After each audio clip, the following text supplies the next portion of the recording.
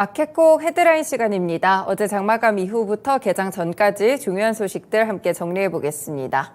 네, 먼저 첫 번째 소식입니다. 조금 전에 공개가 됐는데요. 바로 삼성전자의 인공지능 기술이 탑재된 첫 번째 스마트폰, AI폰의 시대의 서막을 여는 온디바이스 AI 제품 갤럭시 S24가 공개가 됐습니다.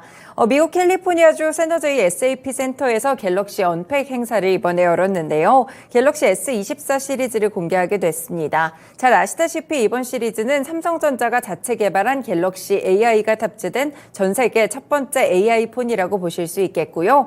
이를 기반으로 통화 중에 실시간 통역도 가능하고 카메라나 사진 편집 기능을 높인 것이 특징이라고 합니다. 일단 온디바이스 AI를 기반으로 실시간 통역이 이뤄지게 되는데요. 한국어와 영어를 포함해서 13개 언어가 지원되고요. 문자나 메시지를 지원할 때도 역시나 실시간 번역이 이루어진다고 합니다. 그리고 검색 기능도 굉장히 간편해져서 SNS나 유튜브에서 동그라미만 치면 AI가 알아서 검색 결과를 이번에 제공한다고 하고요. 이를 위해서 구글과 협업한 서클 투 서치 기능이 이번에 처음 탑재가 됐다고 합니다. 삼성 노트에서 작성한 글이나 메모도 요약 정리해주고 회의록 형식에 맞게 변환을 해주는 그런 노트 어시스트 기능도 탑재됐다고 하고요. 카메라 성능도 한층 업그레이드 됐다고 합니다. 일단 오는 31일부터 국내를 포함해서 전 세계에 순차적으로 출시하게 되고 앞서서 19일부터 25일 국내에서 사전 판매에 들어간다는 점까지 체크해 보실 수 있겠습니다.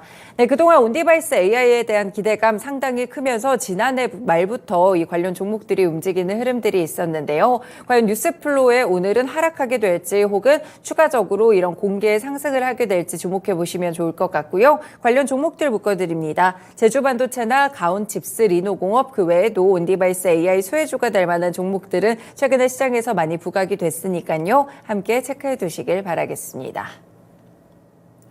네, 두 번째 소식입니다. 포스코퓨처엠이 2차전지 음극재 핵심 소재라고 볼 수 있는 인조 흑연의 생산 규모를 오는 2025년까지 올해보다 2배 이상으로 늘리게 됩니다. 강경성 1차관이 포항 2차전지 국가첨단 전략산업 특화단지를 방문해 입주기업들의 투자 현황과 애로사항을 청취하고 포스코퓨처엠의 인조 흑연 음극재 공장을 둘러봤다고 하는데요.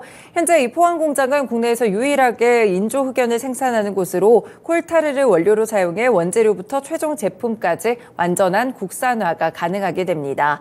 이 때문에 포스코퓨처엠의 인조흑연 음극재 공장은 미국의 인플레이션 감축법이라든지 유럽연합의 핵심 원자재법 등 주요국들의 공급망 강화 정책에 대응할 핵심 시설로 꼽히고 있었는데요.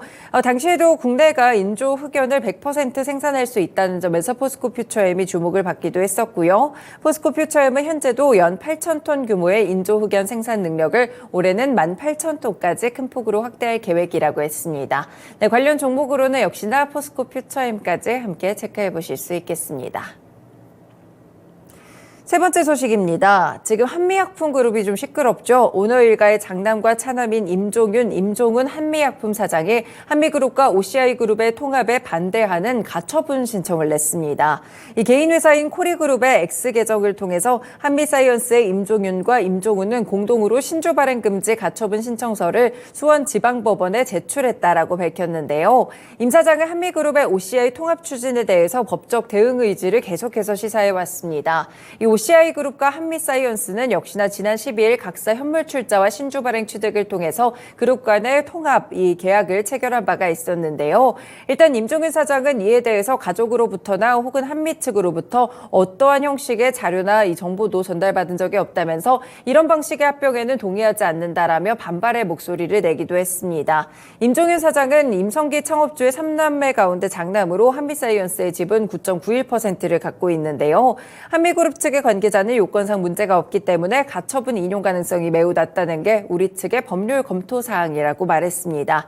이와 관련돼서 특별한 입장은 없지만 양 그룹사가 합의한 동반 상생 공동 경연에 취지가 잘 발현될 수 있도록 원활한 통합 절차 진행을 위해 노력하겠다라고 이야기했는데요. 결국에는 다시 한번 이렇게 경영권 분쟁과 관련된 이야기들 나오고 있습니다. 한미그룹에서는 선을 긋는 모습이긴 했지만 관련 종목들의 등락 좀 나타날 수 있기 때문에 체크해 보실 수 있겠고요. 한미그룹주 그리고 OCI 그룹주까지 확인해 보시길 바라겠습니다. 네, 네 번째 소식입니다. 요즘 실적 시즌이죠. 그런데 진에어가 실적을 발표했는데 지난해 사상 최대 연간 실적을 기록했다고 합니다. 지난해 매출만 1조 2,772억 원이었고요. 영업이익은 1,816억 원, 당기순이익은 1,358억 원을 기록했는데 이 세 개 모두 2008년 창립 이래 연간 기준 역대 최고치라고 합니다. 매출의 경우 전년 동기 대비 115% 증가했고요. 코로나19 이전인 2019년보다도 40% 넘게 늘었다고 하는데 영업이익과 당기순이익은 5년 만에 흑자를 기록했다고 합니다. 지난해 영업이익률도 14%를 기록하면서 역대 최대치였다고 하는데요.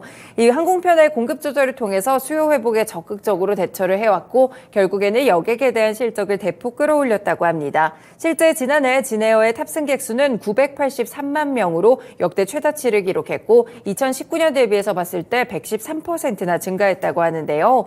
일단 진에어는 여객 수요 증가세가 당분간도 지속되는 가운데 여객편 공급 확대에 따라 경쟁도 심화될 것이라고 보고 있습니다. 다만 리스크에 따른 불확실성이 이어질 것으로 보고 시장 변화에 기민하게 대응해서 경쟁력을 끌어올리겠다라고 이야기를 했고요. 관련 종목으로는 역시나 LCC 관련 종목들 보실 수 있겠습니다. 진에어 사상 최대 실적을 낸 가운데 일단은 사이즈가 조금 작은 항공사들 위주로 함께 주가 체크해 보시길 바라겠습니다. 네, 다음은 테마성으로 좀 움직일 수 있을 만한 소식인데요. 최근에 시장이 좀 불안할 때 테마 종목이나 이슈 종목들이 많이 흔들리죠. 이 국민의힘 한동훈 비상대책위원장 그리고 더불어민주당 이재명 대표가 모두 오늘 저출생 문제 해결을 위한 총선 공약들을 각각 발표한다고 합니다.